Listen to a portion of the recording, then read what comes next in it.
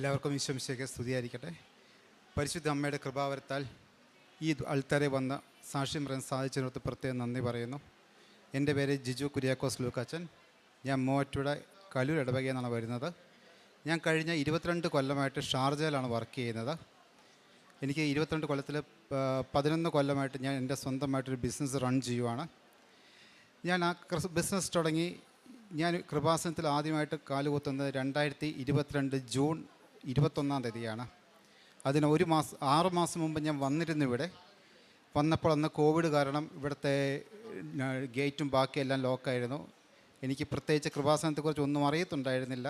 ഞാൻ അവിടുത്തെ സെക്യൂരിറ്റിയോട് ചോദിച്ചു. അദ്ദേഹം പറഞ്ഞു, ഇപ്പോൾ തൽക്കാലം കൃപാസനത്തിൽ അങ്ങനെ ശുശ്രൂഷകളൊന്നും നടക്കുന്നില്ല. ഞാൻ അവിടെ നിന്ന് കുറച്ച് നേരം പ്രാർത്ഥിച്ചു. എന്നിട്ട് ആർത്തിങ്കൾ പള്ളി പോയി ഒരു കുർബാനയും കണ്ട് വീട്ടിൽ പോയി. അതിനുശേഷം 2ാം പ്രാവശ്യം ഞാൻ വന്നതാണ് ജൂൺ 21 തീയതി. എല്ലാവരെ പോലെ ഞാനും വന്നു. എനിക്ക് പ്രത്യേകിച്ച് ഉടമ്പടി എടുക്കാൻ പ്ലാനൊന്നും ഉണ്ടായിരുന്നില്ല. വന്നപ്പോൾ ആ സെക്യൂരിറ്റി ചേട്ടൻ ലൈനിൽ നിൽക്കാൻ പറഞ്ഞു. ഞാൻ ലൈനിൽ നിന്നു. അവിടെ കൗണ്ടറിൽ വന്നപ്പോൾ കൗണ്ടറിലുള്ള ചേട്ടൻ മൊബൈൽ നമ്പർ ചോദിച്ചു. മൊബൈൽ നമ്പർ കൊടുത്തു. അപ്പോൾ എൻ്റെ ഒരു ഉദ്ദേശം കോവിഡിന് ഇവിടെ വരുന്നവരുടെയൊക്കെ നമ്പറും ഡീറ്റെയിൽസ് എടുക്കുന്നത് മാത്രമാണ്. അതിനുശേഷമാണ് എനിക്ക് മനസ്സിലായത് ഇത് ഉടമ്പടി എടുക്കാനുള്ള ടോക്കണാണ് എനിക്ക് കിട്ടിയിരുന്നുള്ളത്. പിന്നെ മുകളിൽ പോയി ഉടമ്പടി എടുത്തു. ഞാൻ ഉടമ്പടി എടുക്കാൻ പോകുന്ന സമയത്ത് ഞാൻ എൻ്റെ മൊബൈൽ സൈലൻറ്റ് മോഡിലാണ് ഇട്ടിരുന്നത്. ഉടമ്പടി ക്ലാസ് മുഴുവൻ അറ്റൻഡ് ചെയ്തു. അതിനുശേഷം പ്രേക്ഷിതം വന്ന് പറഞ്ഞു, നമ്മൾ യൂട്യൂബ് എടുത്തു, ജോസഫ് അച്ഛൻ്റെ കൃപാസനം നമ്മൾ സബ്സ്ക്രൈബ് ചെയ്യണമെന്ന്. ഞാനിവിടെ വരുന്നതിന് മുമ്പായിട്ട് ഞാൻ ബിസിനസ് റണ്ണിങ് ചെയ്യുമെന്ന് പറഞ്ഞു. ബിസിനസ് വളരെ ഡ്രോപ്പിലായിട്ട് നിന്നിരുന്നത്. അപ്പം ഞാനും എൻ്റെ കൂടെ ഉണ്ടായിരുന്ന കൊളീക്കോണിയും പ്ലാൻ ചെയ്തു, നമുക്ക് ബെറ്റർ ഫെസിലിറ്റിയിലോട്ട് മാറാം. അതിനുവേണ്ടി ഞങ്ങൾ കുറേ സ്ഥലങ്ങളിലൊക്കെ പോയി അന്വേഷിച്ചു. പക്ഷെ ഞങ്ങൾക്കൊന്നും ഉചിതമായ രീതിയിൽ ഒന്നും നമ്മുടെ കയ്യിൽ കിട്ടിയില്ല. ഞാനിവിടെ വന്ന് ഈ പ്രേക്ഷിതൻ എൻ്റെ അടുത്ത് മൊബൈലെടുത്ത് സബ്സ്ക്രൈബ് ചെയ്യാൻ പോയി നോക്കിയപ്പോൾ എനിക്ക് എൻ്റെ വേറൊരു കൂട്ടുകാരൻ കുറച്ച് ഫോട്ടോസും കുറച്ച് ഡീറ്റെയിൽസ് എല്ലാം എനിക്ക് അയച്ചു തന്നിട്ടുണ്ടായിരുന്നു. അത് വേറൊരു സ്ഥാപനത്തിൻ്റെ ഡീറ്റെയിൽസ് ആയിരുന്നു. അതിനുശേഷം ഞാൻ ഉടമ്പടി എല്ലാം എടുത്ത് തിരിച്ചുപോയി. ഞാൻ അദ്ദേഹത്തെ ആ സ്ഥാപനത്തെ പോയി കണ്ടു, അവരോട് സംസാരിച്ചു. നമുക്കെല്ലാം നമ്മൾ സെറ്റ് ചെയ്തു. നമ്മളെ സ്ഥാപനം നമ്മുടെ പേരിലോട്ട് അക്യൂർ ചെയ്തു. അതിനുശേഷം ഒരു പുതിയ സ്ഥാപനം നമ്മൾ ബിൽഡ് ചെയ്യുമ്പോൾ ഓട്ടോമാറ്റിക് നമുക്ക് ഒത്തിരി ഫിനാൻഷ്യൽ ഉണ്ട്. ഫിനാൻഷ്യലി ആ സമയം വളരെ ബുദ്ധിമുട്ടി നിൽക്കുന്ന സമയമാണ്. എന്നിരുന്നാലും ഒരാളുടെ കയ്യിൽ നിന്ന് പോലും 1 രൂപ പോലും കടം മേടിക്കാതെ എനിക്ക് ആ കംപ്ലീറ്റ് ഫെസിലിറ്റി എനിക്ക് ഫർണിഷ് ചെയ്യാൻ എനിക്ക് സാധിച്ചു. എനിക്ക് കിട്ടാനുണ്ടായിരുന്ന കുറേ പൈസകൾ എനിക്ക് ആ സമയത്ത് തരാനുള്ള ആളുകൾ 1 by 1 ഞാൻ പോലും അറിയാതെ എൻ്റെ അക്കൗണ്ടിലോട്ട് പൈസ വന്നുകൊണ്ടിരുന്നു. അത് പ്രത്യേകിച്ച് മാതാവിൻ്റെ അനുഗ്രഹം ഒന്നുകൊണ്ട് മാത്രമാണെന്ന് ഞാൻ വിശ്വസിക്കുന്നു. അച്ഛൻ സ്ഥിരം പറയുന്നുള്ളത് പോലെ ഇവിടെ വരുന്ന എല്ലാവർക്കും മാതാവിൻ്റെ ടച്ച് മനസ്സിലുണ്ടാവും. അതേപോലെ അത് മാതാവിൻ്റെ ബ്ലെസ്സിങ് കിട്ടിയതാണെന്ന് ഞാൻ പൂർണ്ണമായി വിശ്വസിക്കുന്നു. എൻ്റെ ബിസിനസ് ഞാൻ നോക്കുമ്പോൾ ഞാൻ അതിനെ 3 ഫേസായിട്ടാണ് കാണുന്നത്. കൃപാസനത്തിൽ വരുന്നതിന് മുമ്പുള്ള ഫേസ്, കൃപാസനത്തിൽ വന്ന് 2024 ജപമാല റാലി വരെയുള്ള ഫേസ്, ജപമാല റാലിക്ക് ശേഷമുള്ള ഫേസ്. വന്ന ഉടമ്പടി എടുത്ത് ജപമാല റാലി കഴിഞ്ഞ കൊല്ലം 2024 ജപമാല റാലി ഞാൻ അറ്റൻഡ് ചെയ്തത്. അതുവരെ എനിക്ക് വർക്കുകളുണ്ട്, പക്ഷേ എല്ലാം കറക്റ്റ്, നമുക്ക് അധികം പ്രോഫിറ്റില്ല, ലോസ് ഇല്ലാത്ത രീതിയിൽ നമ്മൾ പോയിക്കൊണ്ടിരിക്കുന്നത്. അതിനുശേഷം ജപമാല റാലി, കഴിഞ്ഞ കൊല്ലത്തെ ജപമാല റാലി ഞാൻ വന്ന് അറ്റൻഡ് ചെയ്തു. ഇവിടെ നിന്ന് ആർത്തുങ്കൽ പള്ളി വരെ ഞങ്ങൾ നടന്നു. ആർത്തുങ്കൽ പള്ളി ചെന്നപ്പോൾ എൻ്റെ മനസ്സിൽ എനിക്ക് തോന്നി, ദൈവമേ, ഞാൻ എന്തോ വലിയൊരു കാര്യം ചെയ്തു, എനിക്ക് ഇവിടെ നിന്ന് അവിടെ വരെ എത്താൻ പറ്റിയല്ലോ. ഞങ്ങൾ തിരിച്ചിങ്ങോട്ട് ഓട്ടെ വന്നപ്പോൾ ഞങ്ങളുടെ കൂടെ ഒരു അപ്പച്ചനും അമ്മച്ചിയും ഉണ്ടായിരുന്നു. ഞങ്ങൾ അപ്പച്ചനും അമ്മച്ചിയോട് സംസാരിച്ചു. അന്നേരമാണ് ഞങ്ങൾ ഞെട്ടിച്ച ഒരു ഇത് വന്ന്, അവർ കാസർഗോഡ് നിന്ന് കഴിഞ്ഞ 4 വർഷമായിട്ട് ജപമാല റാലി അറ്റൻഡ് ചെയ്യുന്നതാണ്. ശരിക്കും പറഞ്ഞാൽ അതെനിക്ക് വളരെ എൻ്റെ ഇന്നറിൽ വളരെ തോട്ട് വന്ന സംഭവമാണ്. കാരണം ഞങ്ങൾ എറണാകുളത്ത് നിന്ന് ഇവിടെ വരാൻ 2 മണിക്കൂർ പോലും സമയം വേണ്ട. ആ 2 മണിക്കൂറുള്ള ഞങ്ങൾക്ക് വരുന്ന ഒരു പ്രാവശ്യം ഞങ്ങൾ അറ്റൻഡ് ചെയ്തിട്ടുള്ളൂ. കാസർഗോഡുള്ള ആൾക്കാർ 4 വർഷം, അതൊരു അപ്പച്ചനും അമ്മച്ചിയുമാണ്. അവർ കഴിഞ്ഞ 4 വർഷം ഞങ്ങൾ അവരോട് സംസാരിച്ചപ്പോൾ അവരിൽ നിന്ന് നമുക്ക് കിട്ടിയൊരു പോസിറ്റീവ് വൈബുണ്ട്. അത് ശരിക്കും എൻ്റെ ഹൃദയത്തെ നന്നായിട്ട് സ്പർശിച്ച ഒരു സംഭവമാണ്.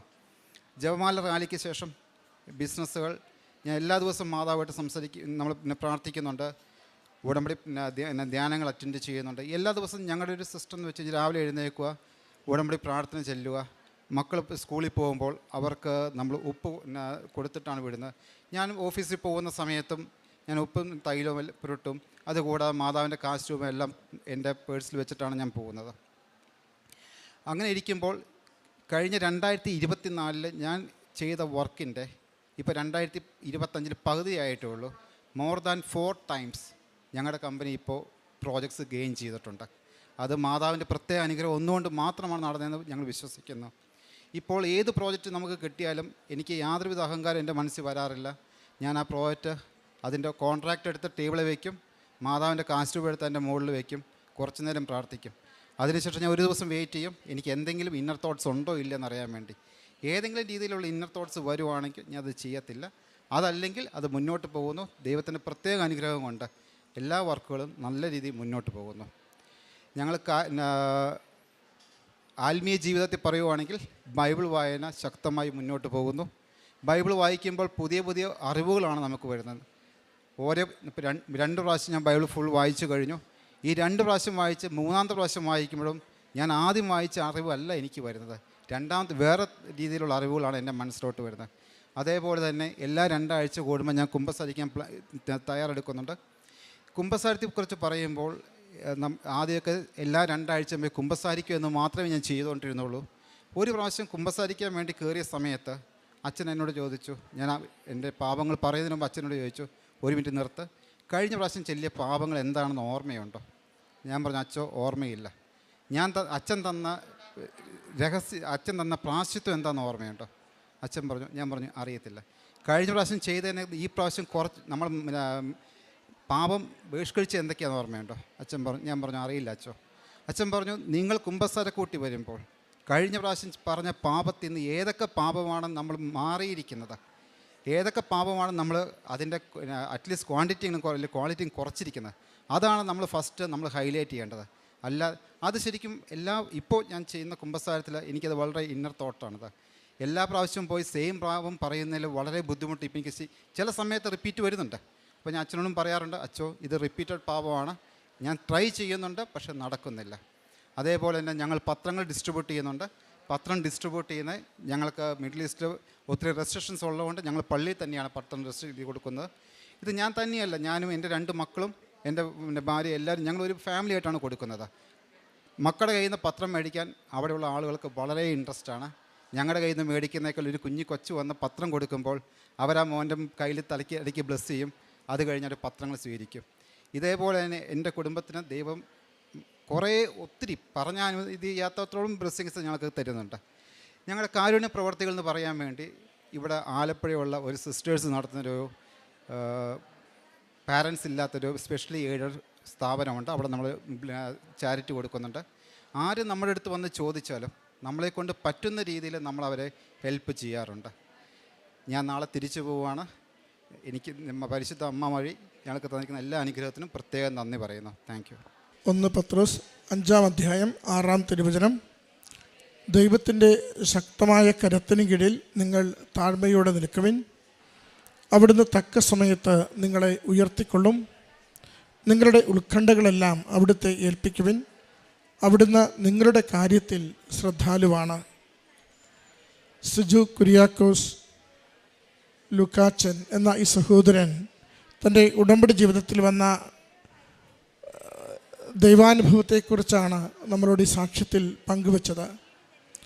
സഹോദരൻ പറയുന്നുണ്ട്, എൻ്റെ ജീവിതത്തെ എനിക്ക് 3 തരത്തിൽ എനിക്ക് ബിസിനസ്സിന് വേണമെങ്കിൽ എനിക്ക് കാണാനാവും.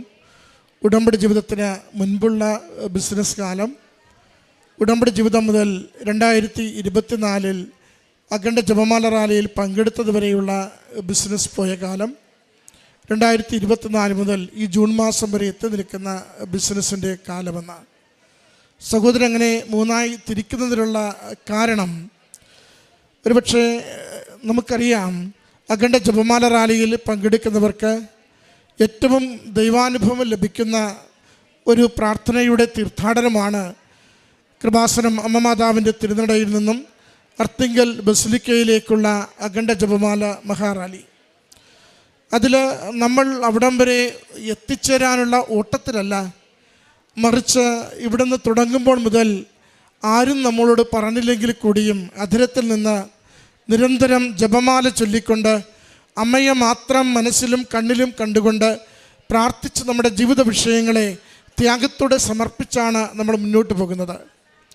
അതുകൊണ്ട് തന്നെ ജപമാല റാലിയിൽ പങ്കെടുക്കുന്ന സഹോദരങ്ങൾ അത് കഴിയുമ്പോൾ അനേകരാണ് സാക്ഷ്യപ്പെടുത്തുക.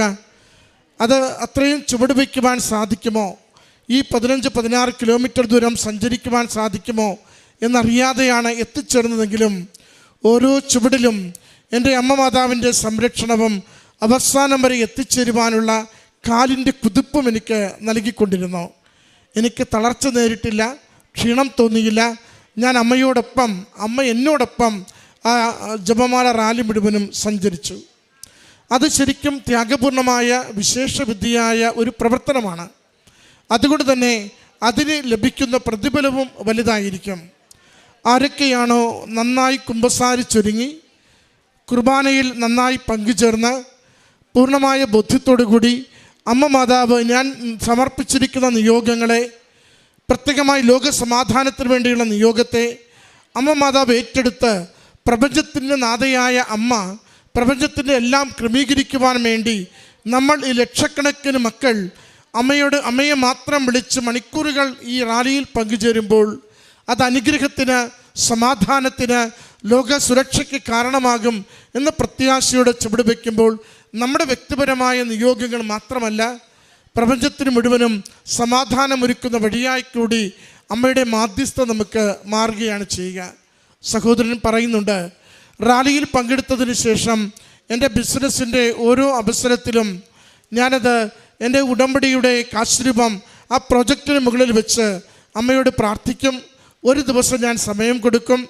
ആ ഒരു ദിവസത്തെ സമയത്തിനുള്ളിൽ എനിക്ക് സന്ദേശങ്ങൾ എന്തെങ്കിലും കിട്ടുമോ, അമ്മയിൽ നിന്ന് കമ്മ്യൂണിക്കേഷൻ നെഗറ്റീവായി എന്തെങ്കിലും വരുമോ എന്ന് നോക്കും. ഒന്നും വരുന്നില്ലെങ്കിൽ ഞാൻ അതുമായി മുന്നോട്ട് പോകും. ഏതാണ്ട് 1 വർഷം പൂർത്തിയായിട്ടില്ല, ഇനിയും കിടക്കുന്നു ഒരു 4-5 മാസം. എങ്കിലും മുൻ വർഷം ചെയ്തതിനേക്കാൾ 4 ടൈംസ് 4 ഇരട്ടി എനിക്ക് ഈ വർഷം ബിസിനസ്സിന് പുരോഗതി ഉണ്ടായി. പ്രിയമുള്ളവരെ, നമ്മൾ ദൈവത്തിന് ജീവിതത്തിൽ ഇടം കൊടുക്കുമ്പോൾ ദൈവം നമ്മുടെ ജീവിതത്തിൻ്റെ എല്ലാ മേഖലകളെയും അത് ഹരിതാപമാക്കിക്കൊണ്ടിരിക്കും, പച്ചപ്പുള്ളതാക്കിക്കൊണ്ടിരിക്കും, ഫലമുള്ളതാക്കിക്കൊണ്ടിരിക്കും.